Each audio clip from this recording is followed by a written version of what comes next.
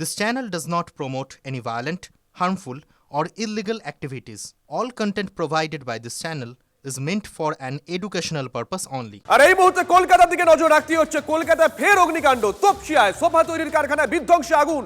ঘটনাস্থলে ইতিমধ্যেই পৌঁছে গেছে দমকলের পাঁচটি ইঞ্জিন।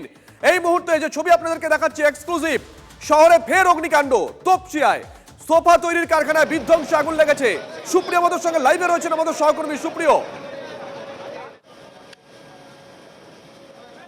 শুভজিৎ, দেখো ইতিমধ্যে কিন্তু 1 ঘন্টারও বেশি সময় অতিক্রান্ত হয়ে গেছে। আগুনকে নিয়ন্ত্রণে আনা এখনও সম্ভব হয়নি এবং এই যে কারখানাতে প্রথম আগুন লাগে, আমার ক্যামেরা পার্সন সুদীপ যে ছবি দেখাচ্ছে, টিনের শেড দেওয়া এই যে সোফা তৈরি কারখানা, এখানে কিন্তু প্রথম অগ্নিকাণ্ডের ঘটনা ঘটে এবং তারপর আশপাশের যে এলাকা সেখানেও কিন্তু আগুন ছড়িয়ে পড়ে এবং সেক্ষেত্রে দমকল এবং পুলিশের তরফ থেকে যেটা দাবি করা হচ্ছে যে প্লাইউড থেকে শুরু করে কাঠ বা প্রচুর পরিমাণে দাহ্য পদার্থ মজুদ থাকার কারণেই কিন্তু আগুন খুব অল্প সময়ের মধ্যেই ভয়াবহ আকার ধারণ করেছে। সুদীপকে বলবো একটু দেখানোর জন্য, বা সুদীপ যে ছবিটা দেখাচ্ছে যে পাশের এই যে বহুতল দেখতে পাচ্ছ, একেবারে বহুতলের টপ ফ্লোর পর্যন্ত কিন্তু আগুন ছড়িয়ে পড়েছে। অর্থাৎ এই যে টিন শেডের যে একতলা কারখানা, সেখান থেকে আগুন খুব অল্প সময়ের মধ্যেই পাশেই এই যে সোফা তৈরির কারখানার যে আরও একটি অংশ রয়েছে, এক্সটেন্ডেড পার্ট রয়েছে, সেখানেও কিন্তু আগুন ছড়িয়ে পড়েছে। তবে কীভাবে এই অগ্নিকাণ্ডের ঘটনা ঘটলো সেটা এখনও পর্যন্ত সম্পূর্ণরূপে স্পষ্ট না হলেও যারা প্রত্যক্ষদর্শী রয়েছে বা এখানকার যারা কর্মীরা রয়েছে তারা যেমনটা দাবি করছেন যে এই টিন শেডের যে কারখানার অংশ, সেখানে কোনো রকম ওয়েল্ডিংয়ের কাজ চলছিল, আর সেই কাজ চলাকালীনই কিন্তু কোনোভাবে অসাবধানতার জায়গা থেকে আগুন ছড়িয়ে পড়ে এবং খুব অল্প সময়ের মধ্যেই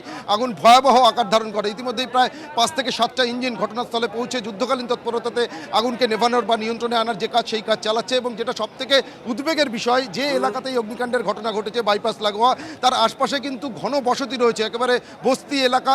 আশপাশের যারা বাসিন্দারা রয়েছেন, সেখানকার যারা বাসিন্দারা, তারা কিন্তু রীতিমতো উদ্বেগের মধ্যে রয়েছেন, উৎকণ্ঠার মধ্যে রয়েছেন। তারা নিজেদের ঘর ছেড়ে রাস্তায় বেরিয়ে এসছেন। অর্থাৎ আগুন যদি ছড়িয়ে পড়ে সেক্ষেত্রে তাদের ঘরবাড়িও ক্ষতিগ্রস্ত হতে পারে, এমন আশঙ্কাও কিন্তু তারা করছেন। যদিও দমকলের তরফ থেকে যেটা দাবি করা হচ্ছে যে আগুনকে কিন্তু এই কারখানা এবং তার পাশের যে এই যে এক্সটেন্ডেড পার্ট বা বহুতল দেখতে পাচ্ছ, তার মধ্যেই আটকে রাখা সম্ভব হয়েছে। আশপাশের এলাকাতে ছড়িয়ে পড়ার এখনও পর্যন্ত কোনো সম্ভাবনা আর নেই। তবে পাশের একটি যে ওয়ার্কশপ ছিল, গাড়ির ওয়ার্কশপ, সেখানেও আগুন ছড়িয়ে পড়ে, সেই আগুনকে নিয়ন্ত্রণে আনা সম্ভব হয়েছে। দেখতে পাচ্ছ স্থানীয় যারা বাসিন্দারা রয়েছেন, তারাও কিন্তু দমকল কর্মীদের সঙ্গে হাতে হাত মিলিয়ে জল দিয়ে আগুনকে নেভানোর বা নিয়ন্ত্রণে আনার যে কাজ, সেই কাজ চালাচ্ছেন। এখনও পর্যন্ত কোনো রকম কোনো হতাহতের ঘটনা সামনে না আসলেও বা পুলিশের তরফ থেকে যেটা দাবি করা হচ্ছে সে ধরনের কোনো ঘটনা ঘটেনি। তবে আগুন নিয়ন্ত্রণে আনতে আরও যে বেশ খানিকটা সময় লাগবে তা বলার অপেক্ষা রাখে না।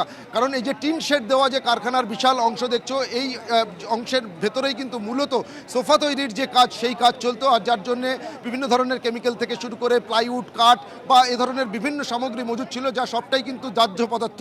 আর খুব অল্প সময়ের মধ্যেই, সেই কারণে আগুন লাগার অল্প সময়ের মধ্যেই কিন্তু আগুন ছড়িয়ে পড়ে। এবং স্থানীয় যারা বাসিন্দারা রয়েছেন, তারা কিন্তু দমকলের ভূমিকা নিয়ে বা কাজের ধরন নিয়ে একটা প্রশ্ন তুলতে শুরু করেছেন যে দমকল সময় মতন আসেনি বা আগুন নেভানোর কাজ শুরু করতে তারা দেরি করেন, জল দেওয়ার ক্ষেত্রে তাদের বেশ খানিকটা সময় লেগে যায়, সেই কারণে আগুন ছড়িয়ে পড়ে দ্রুততার সঙ্গে। দমকল যদি যথাযথ সময় এসে জল দিয়ে আগুন নেভানোর কাজ করতো, তাহলে হয়তো আগুনকে আরও আগেই এই কারখানার ভেতরেই আটকে রাখা যেত, বা পাশের এই যে বহুতল দেখা যাচ্ছে সেখানে হয়তো ছড়িয়ে পড়াটা আটকানো যেত। কিন্তু এখন যেটা দেখতে পাচ্ছি, ক্যামেরা পার্সন সুদীপকে বলবো একটু দেখানোর জন্য, টিন শেডের কারখানার যে অংশ, তার ভেতর থেকে কিন্তু এখনও গলগল করে আগুনের যে লেলিহান শিখা, সেই শিখা বেরিয়ে আসতে দেখা যাচ্ছে। তো ভিতরে জল দিয়ে ভিতরের যে সমস্ত দাহ্য পদার্থে ইতিমধ্যে আগুন লেগে গেছে, সেই আগুনকে যাতে নেভানো যায় সেই কাজ চালাচ্ছে দমকল কর্মীরা। আশপাশের এলাকাতে যাতে ছড়িয়ে না পড়ে আগুনকে যাতে নির্দিষ্ট একটি এই কারখানার ভেতরেই অ্যারেস্ট করে রাখা যায়, সেই চেষ্টাই চালানো হচ্ছে। তবে আগুন নিয়ন্ত্রণে আসতে কিন্তু আরও বেশ খানিকটা সময় লাগবে।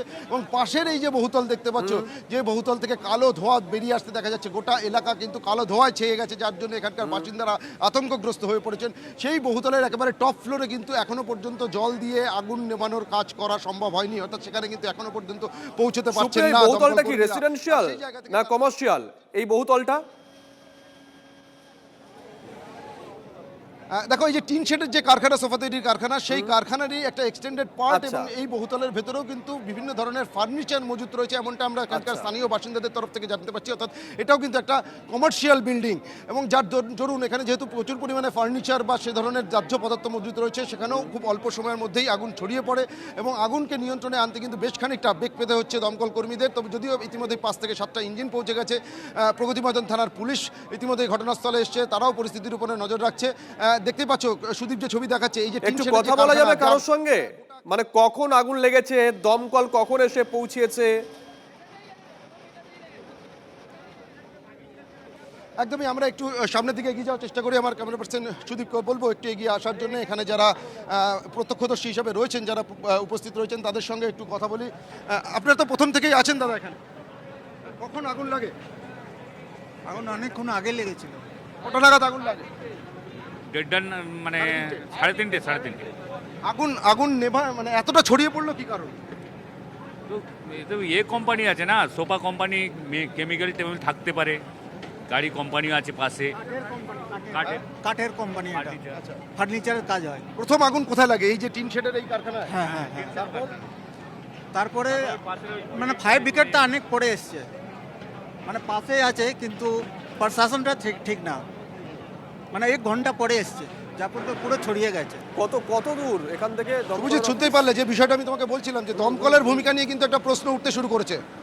দমকল নির্দিষ্ট সময় এসে পৌঁছয়নি, বা তারা খবর পাওয়ার পর বেশ খানিকটা সময় পরে এসে পৌঁছয়, সেই কারণে কিন্তু আগুন খুব অল্প সময়ের মধ্যেই ছড়িয়ে পড়ে।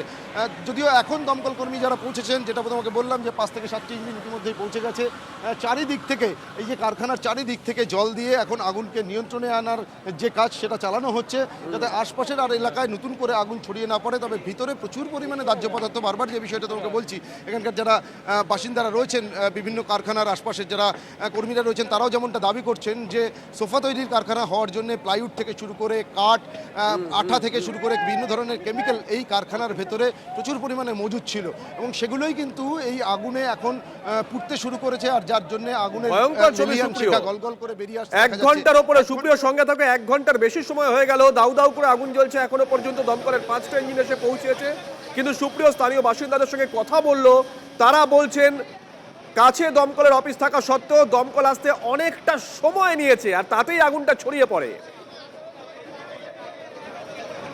দাউ দাউ করে আগুন জ্বলছে। সুপ্রিয়র কাছে আরো একবার যাব। সুপ্রিয়, দমকলের অফিসটা কত দূর? দেরিতে কেন দমকল এলো? মানে রাস্তাঘাট কি সরু, দমকলের গাড়ি ঢুকতে পারছিল না? অনেক সময় তো এগুলো হয়, এখানেও কি তেমন? দেখো, একেবারে দমকল পৌঁছানোর ক্ষেত্রে কিছুটা সমস্যা তো আছেই অবশ্যই। রাস্তা যে খুব একটা চওড়া, একটু সংকীর্ণ রাস্তা হওয়ার জন্য দমকল কর্মীদের একেবারে ভেতর পর্যন্ত পৌঁছানোর ক্ষেত্রে কিছুটা সমস্যা হয়েছে। তবে মূল যে দমকলের ইঞ্জিন, সেগুলোকে কিন্তু কিছুটা দূরে রেখে যে পাইপ রয়েছে, জলের যে পাইপ, সেই পাইপ দিয়ে কিন্তু এখন জল দেওয়া হচ্ছে। তবে একটি টেন্ডারকে আমরা দেখতে পাচ্ছি, ছোট যে একটি টেন্ডার, 2টি টেন্ডার, সেই টেন্ডারগুলো কিন্তু একেবারে যে কারখানা, সেই কারখানার কাছ পর্যন্ত পৌঁছে গেছে, সেখান থেকে জল দেওয়া হচ্ছে। তবে পৌঁছানোর পরে নজর রাখো সুপ্রিয়, নজর রাখো।